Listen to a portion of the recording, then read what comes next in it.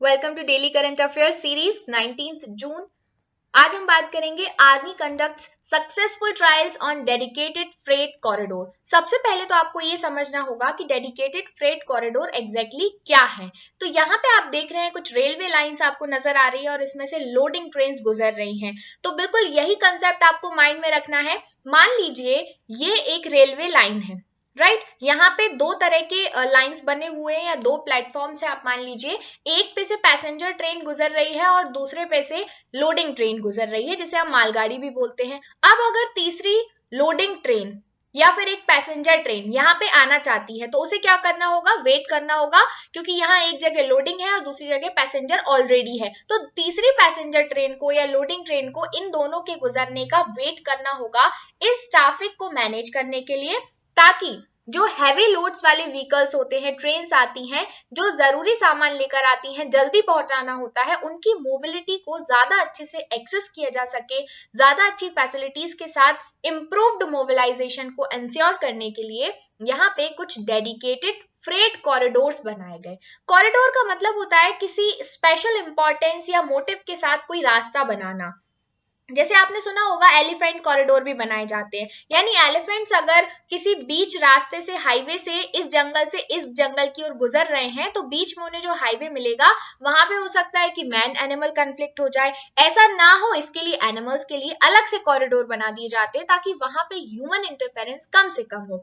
बिल्कुल सेम उसी तरह से यहाँ पे डेडिकेटेड फ्रेट कॉरिडोर बनाए गए हैं ताकि जो भी हमारे लोडिंग ट्रेन्स हैं, सामान ले जाने वाली गाड़ियां हैं, वो इजी तरीके से अपने जगह तक पहुंच जाएं और उन्हें ज्यादा टाइम तक वेट ना करना पड़े, यानी faster movement of freight across the country.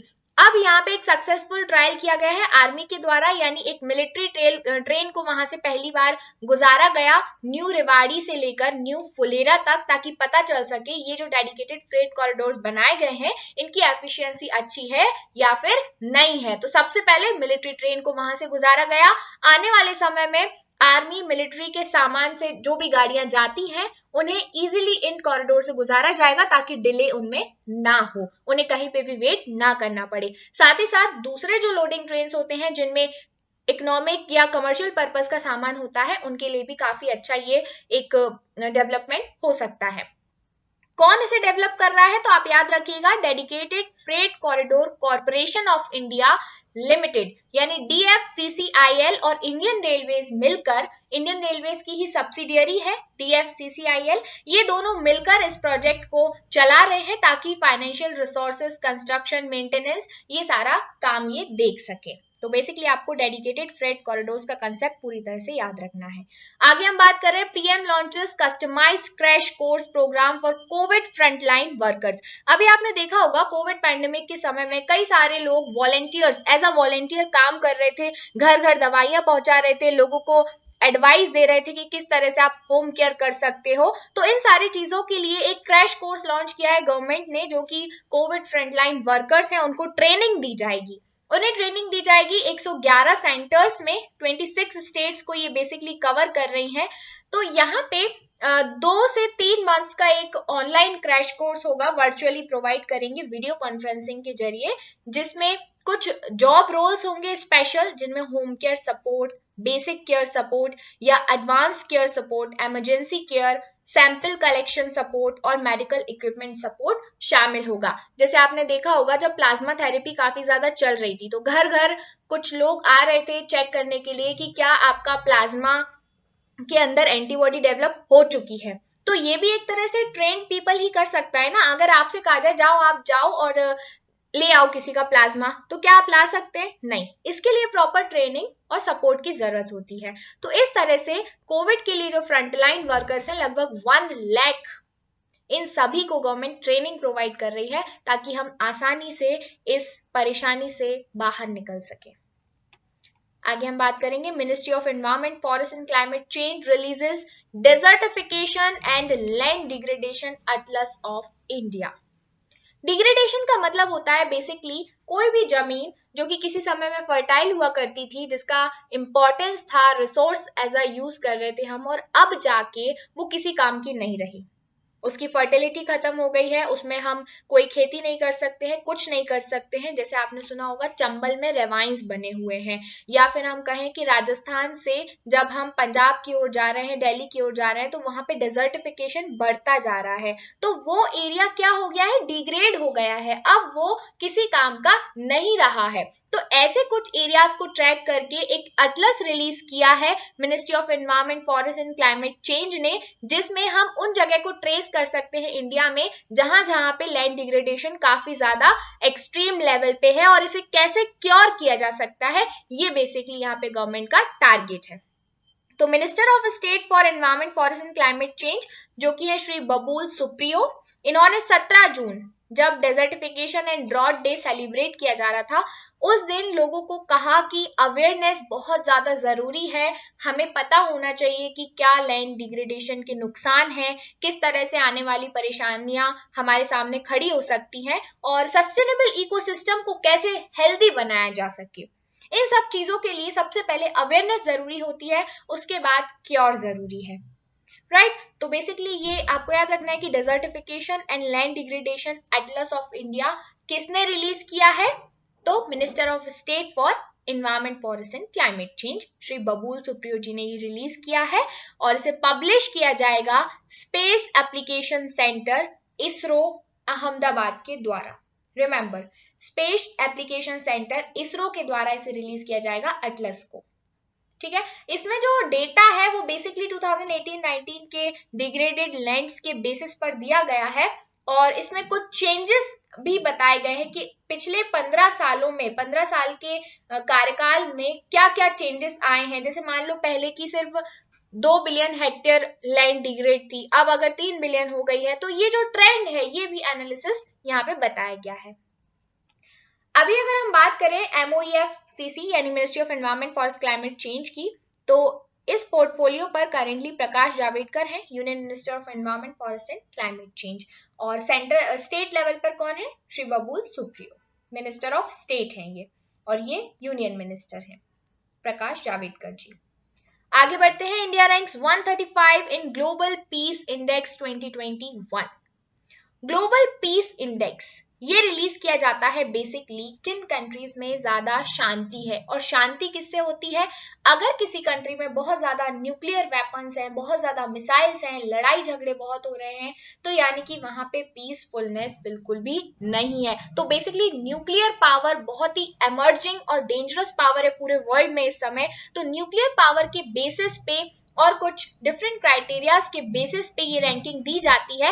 इस साल ये जो रैंकिंग रिलीज की गई है ये Australian think tank institute for economics and peace के द्वारा रिलीज किया गया है, जिसमें टोटल 163 कंट्रीज शामिल थे। इंडिया को जो रैंक मिली है वो है 135, यानी बहुत ही लास्ट में इंडिया जाके पहुंचा है, लास्ट 10 में ना सही तो लास्ट 30 में ये शामिल है, रैंक 135 है 163 में से। क्यों ऐसा हुआ, क्योंकि इंडिया में भी काफी सारे वेपन्स शामिल हैं, न्यूक्लियर वेपन्स यहाँ पे यूज किए जाते हैं, ठीक है। अगर हम बात करें टॉप लेवल की, तो सबसे ऊपर आइसलैंड ने टॉप किया है, यानी सबसे ज्यादा पीसफुल कंट्री है आइसलैंड, जिसका स्कोर है 1072। उसके बाद न्यूजीलैंड है, देन पोर्टुगल है। ये 3 कंट्रीज आप याद रखिएगा, टॉप 3 आइसलैंड, न्यूजीलैंड, पोर्टुगल। अगर हम बॉटम 10 की बात करें तो बॉटम 3 में आएंगे Afghanistan, then Syria, then South Sudan. तो अफगानिस्तान, सीरिया, साउथ सुडान ये बेसिकली लीस्ट पीसफुल कंट्रीज हैं। आगे अगर हम बात करते हैं तो आइसलैंड टॉप पे है, 2008 से ही इसकी रैंकिंग बरकरार है, और अफगानिस्तान सबसे लीस्ट पे 163 पे।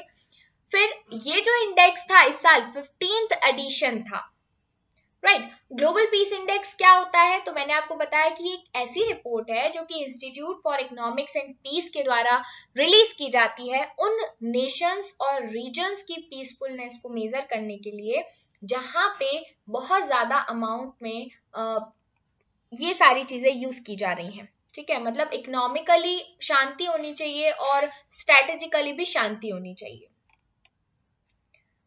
थिंक टैंक की बात करें तो ये एक ऐसे इंस्टीट्यूट होते हैं, कॉर्पोरेशन होते हैं, जैसे इंडिया में अगर नीति आयोग है, ये क्या है, एक थिंक टैंक है गवर्नमेंट का। तो क्या करता है, ये जनरली एडवाइस देता है गवर्नमेंट को। तो जब भी आप थिंक टैंक वर्ड का यूज करेंगे ना, तो आप समझ जाइए कि एक एडवाइजरी बॉडी है। मानना नहीं मानना गवर्नमेंट के हाथ में है, लेकिन ये एडवाइस देती है प्रॉपर रिसर्च करने के बाद, राइट। तो आगे बढ़ेंगे। India has 6th highest nuclear weapon stockpile, United States top, SIPRI yearbook 2021। SIPRI yearbook के according India 6th highest nuclear weapon stockpile में आता है। देखिए अभी हमने बात की थी कि इंडिया की रैंकिंग पीसफुल इंडेक्स में काफी नीचे है ना। तो इसीलिए क्योंकि यहाँ पे किसी ना किसी वजह से अशांति फैली होती है, कभी रिलीजियस के बेसिस पे कम्युनल रियॉट्स होते रहते हैं, कभी न्यूक्लियर वेपन्स की वजह से, या दूसरे बहुत सारे रीजन्स हैं ऐसे जिसकी वजह से इंडिया में अशांति फैली होती है। इसका पहला रीजन तो यही है कि हमारे यहाँ पॉपुलेशन बहुत ज्यादा है, और पॉपुलेशन भी ऐसी कि हर स्टेट का एक अलग अपना कल्चर है, अलग कम्युनिटी है, अलग उनका रिलीजन है। तो इन सारी चीजों की वजह से कभी भी आपसी सहमति नहीं बन पाती है। न्यूक्लियर वॉरहेड्स की अगर हम बात कर रहे हैं तो यहाँ पे जो चेंजेस आए हैं या डिक्रीमेंट हुआ है न्यूक्लियर वॉरहेड्स में, वो काफी ज्यादा हुआ है। यहाँ पे आप रशिया को देखोगे, इसमें -125 का डिफरेंस आया है वॉरहेड्स में। फिर यूएस है, देन चाइना है, देन फ्रांस है, यूके है, पाकिस्तान है, एंड देन इंडिया है। तो इंडिया में वॉरहेड्स बड़े हैं, जबकि आप रशिया यूएस में देखोगे तो यहाँ कम हुए हैं। पाकिस्तान में बैलेंस है, लेकिन इंडिया में बढ़े हैं वेपन्स। तो स्वीडिश थिंक टैंक है Stockholm International Peace Research Institute, जो कि है सिप्री। इसने एक अपनी ईयरबुक रिलीज करता है ये सिप्री। जैसे इंडिया में इंडिया ईयरबुक होती है, उसमें पूरी ज्योग्राफी, इकोनॉमी, सारे एनालिसिस होते हैं, उसी तरह सिप्री की जो ईयरबुक होती है ये पीस रिसर्च के बेसिस पे रिलीज की जाती है। इन्होंने असेसमेंट किया है किसके बेसिस पे, आर्मामेंट्स, डिसआर्मामेंट और इंटरनेशनल सिक्योरिटी के बेसिस पे। तो बेसिकली इंडिया की अगर हम बात करें तो इंडिया में जो वेपन्स है ना 150 से बढ़ के 156 हो गए हैं लास्ट ईयर से इस साल तक, यानी जनवरी 2020 से जनवरी 2021 तक के बीच में इंडिया में जो न्यूक्लियर वेपन्स है वो बढ़ गए हैं, और इंडिया 6th प्लेस पे आ गया है। ये आपको याद रखना है, रैंकिंग कई बार एग्जाम में पूछ ली जाती है। यूनाइटेड स्टेट्स में अगर हम न्यूक्लियर वेपन्स की बात करें तो हाईएस्ट वॉरहेड्स है 5550, जो कि अब डिक्रीज हो गए हैं 5800 के आसपास, मतलब पहले ये 5800 थे, अभी 5550 हो गए हैं। आगे हम बात करेंगे न्यूक्लियर वेपन्स की। तो मुझे लगता है कि समझाने की जरूरत नहीं है, आप सभी समझ सकते हैं।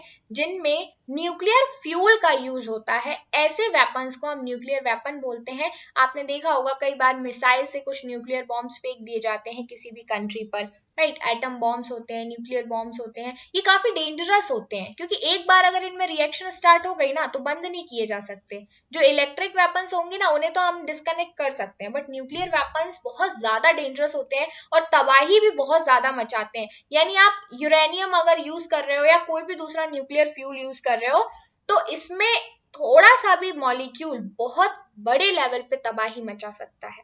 याद होगा आपको, एटम बॉम्ब फेंके गए थे हिरोशिमा और नागासाकी में 1945 में, तो पूरे शहर के शहर तबाह हो गए थे।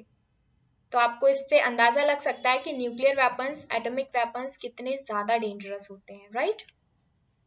आगे हम बात करेंगे women's one off test, Shafali Verma leads India fight back after England and force follow on. सबसे पहले तो यहाँ पे जो इस तरह की न्यूज़ेस होती है ना, इस तरह की न्यूज में इंपॉर्टेंट होता है कि आप किस इंसान का नाम किस गेम से कनेक्ट कर रहे हो, किस प्लेयर को किस गेम से कनेक्ट कर रहे हो।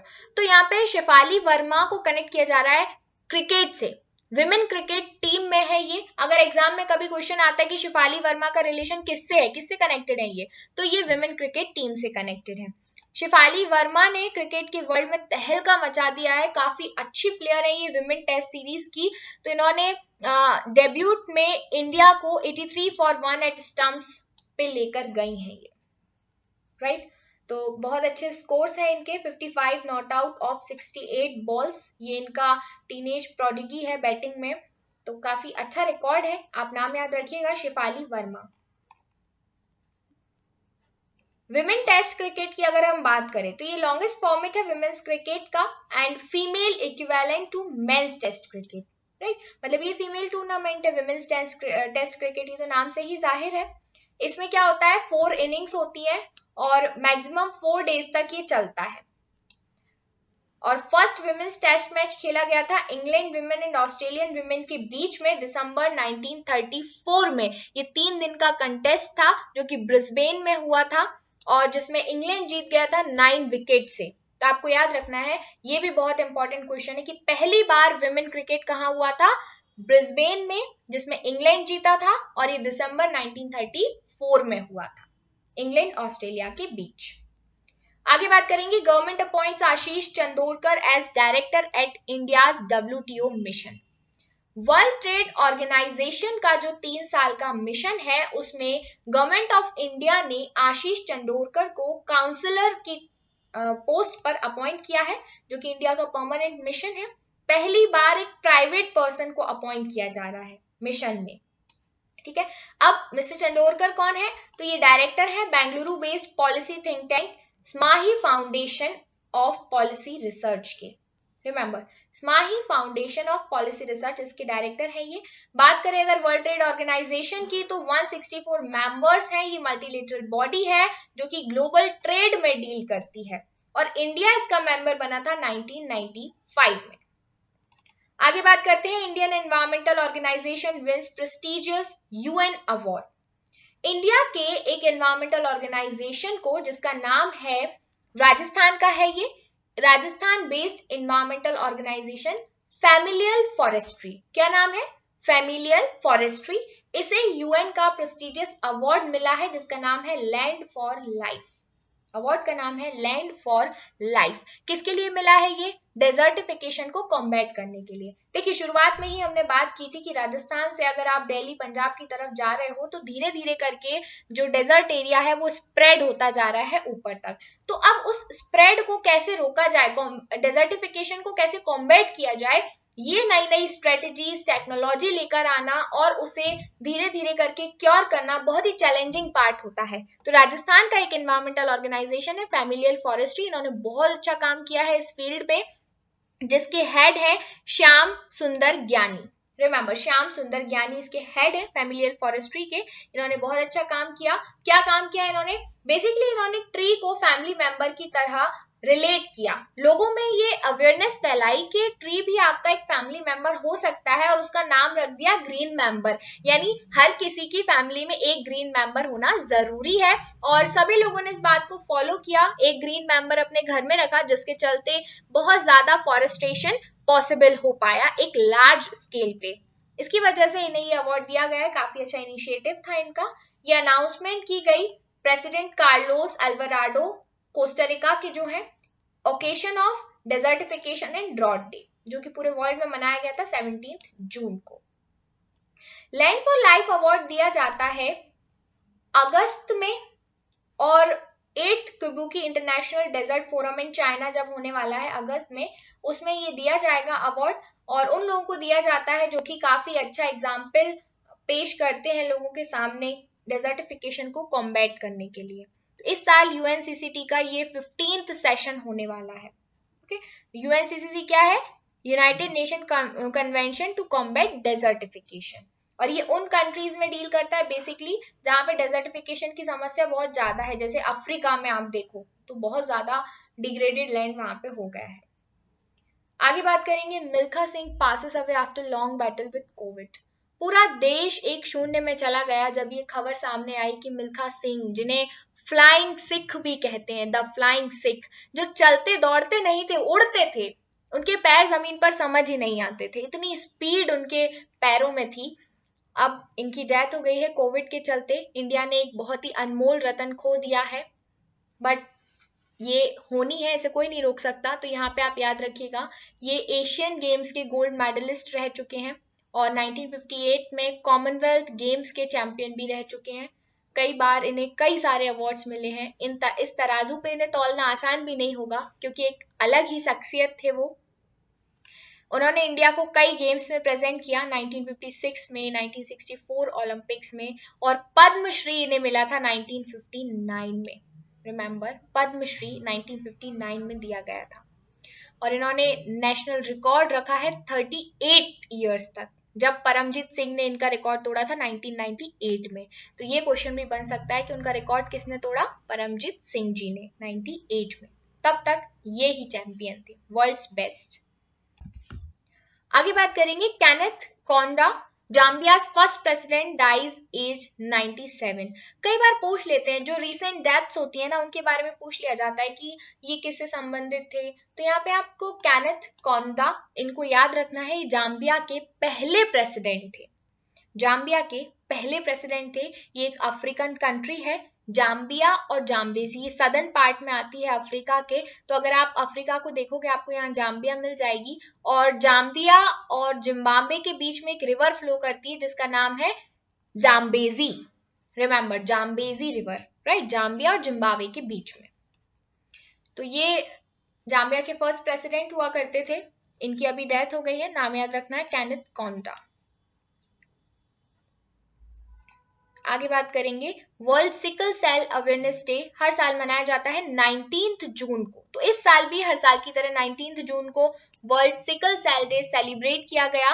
ये एक तरह का ब्लड डिसऑर्डर होता है। इसमें क्या होता है, सिकल शेप में ब्लड सेल्स ट्रांसफर हो जाते हैं। जैसे ये आप देख रहे हो, सिकल के शेप में हो जाते हैं ब्लड सेल्स, जिनकी वजह से कुछ सेल्स बहुत छोटे हो जाते हैं और इनमें ब्लड और ऑक्सीजन का फ्लो पूरे ऑर्गन्स में नहीं पहुंच पाता।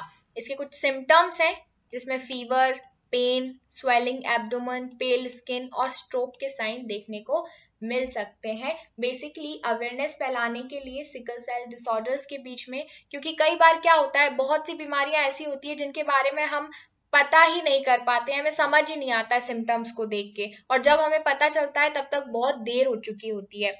तो ये ना हो, इसीलिए अवेयरनेस के लिए World sickle Cell Day observe किया गया 19 जून को, हर साल मनाते हैं। यूनाइटेड नेशन ने इसे ऑब्जर्व किया था।